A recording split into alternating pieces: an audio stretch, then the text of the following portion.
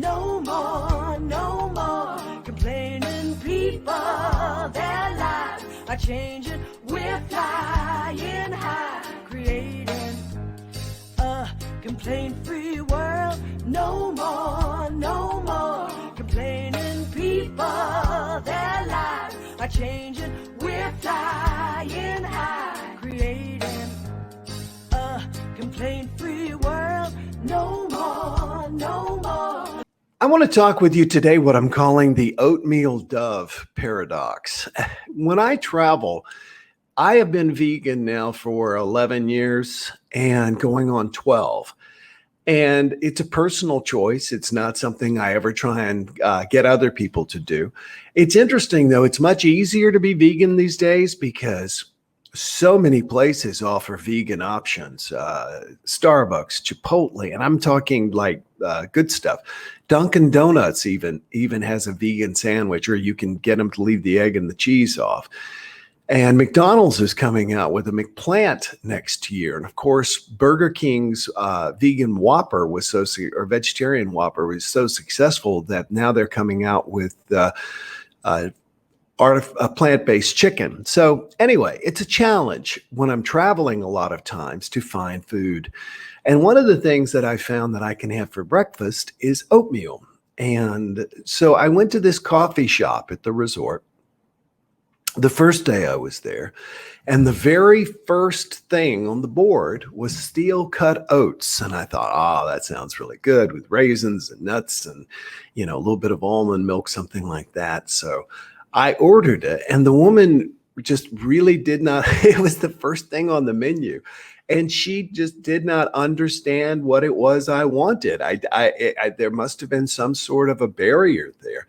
And I'm pointing at it, I'm reading it out loud, and she thinks I want something out of the frozen or the refrigerated case. And it went on for several minutes of me trying to explain. And finally she got it. And then she goes, I don't know if we have any. And after several more minutes, she came back and said, yes, we have some. And they had one of those big silver things, and they scooped me out some oatmeal, and it wasn't a big deal. So the next day, it was interesting though, because there was some sort of resistance, I felt like, to me getting oatmeal in the universe. So the next day I went in and I wanted oatmeal again and didn't have any trouble explaining it to them. This time they were like, well, I don't know if we have any or not. Okay, I've been through this before. Well, it's going to take me a while to figure out if we have any or not. And so they came back and said, we don't have any. Would you like to wait while we make the oatmeal?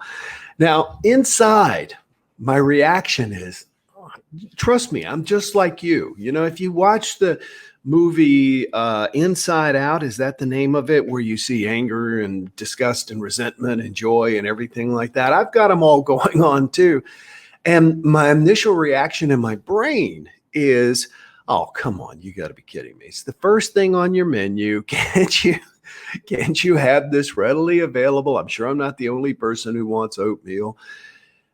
And inside I went, it's not even worth engaging in that victim mentality, I guess is what it is. So it came in, went out, and I went, you know what? I'll have one of those everything bagels with peanut butter. So I got a bagel, which is not something that I normally eat. I've got nothing against them.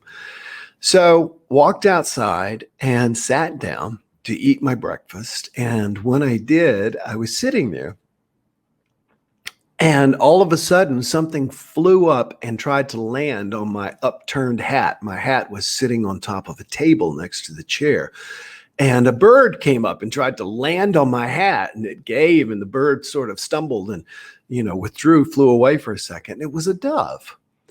Now, I've heard a lot of people talk about spirit animals, wolves and things like that, owls and eagles. And for me, several years ago, about 12 years ago, I began to associate doves with the universe telling me I was good, that I was blessed, that life is unfolding as it should, all is well, but mostly that I'm loved. And what's interesting is that it was a dove that was trying to land there with me. And I thought, that's really forward for a dove. Doves are usually pretty timid creatures. And there was a table arm right next to my hand, and the dove came back and landed on the table arm. And it occurred to me that maybe people had been feeding this dove, so it wanted something to eat. So I tore off a little piece of the bagel and I held it for several seconds, probably 30 seconds. And finally the dove came over and got it and dropped it and then jumped down and moved it away. And it was such a moment for me. It was a really spiritual moment. I know that may sound silly to you, but to me, it was a real moment that this dove came up and ate out of my hand. And had I gotten my oatmeal, that would have never happened. You're not going to be able to feed a dove oatmeal, I don't think.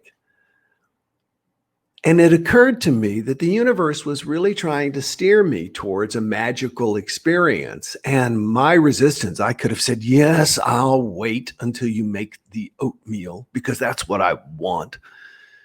Well, of course, I can do that. Or what I can do is just say, okay, there's resistance here. I think I'll try something else. And in the trying of something else, I experienced something pretty fantastic. So when we meet resistance, it's often a challenge to accept something else that might take us to something better if we would just back off, withdraw our resistance, and allow it to happen. One of the things that is so cool about Dale Carnegie's book, How to Win Friends and Influence People, is that he talks about when there's a challenge between two people, if there's an argument, we would call it a difficulty, a disagreement. What he suggests is simply just backing away for a little bit and seeing if it doesn't just resolve itself. That it's difficult to do, and yet it is so powerful because in reality, a lot of situations resolve themselves, and not only resolve themselves, but resolve themselves for our betterment. Things improve. It's difficult to know when we should push through barriers and when we should simply go around them. So I find it helpful when we reach a barrier to simply say, I'm at a barrier. I've reached something that is attempting to slow me down or divert me. So now what am I going to do? Should I push through? Is that the best thing? Or is this trying to take me possibly from an oatmeal moment, which would have been, okay, I did have the oatmeal the day before. It was good. Or an equally good bagel, but get to sit there and share it with a dove, which means to me, like I said, has always, or for the last decade or so, I just have noticed doves in my life and have ascribed the universe telling me that I'm loved.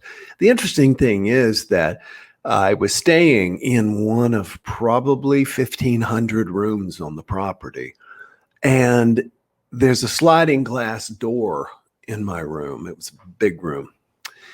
And down in the track of the sliding glass door, a female dove had built a nest the day before, right in the track of my door. And I'm on the 3rd floor, and I'm talking right there. And I knew it was a new nest because I had opened the door the day before and there was no nest. So I guess there's a lot to unpack in today's Jumpstart. When you meet resistance, ask yourself, is this an opportunity to prove my mettle and push through, or is this an opportunity to withdraw, breathe, and see how it unfolds? And also, when we're open, we find that there's universal love for all of us in our world. Enjoy today, and I'll see you tomorrow. Bye-bye. No more complaining people. Their lives are changing. We're flying high, creating a complaint-free world. No more complaining people. Their lives are changing. We're flying high, creating complaint free world. No more, no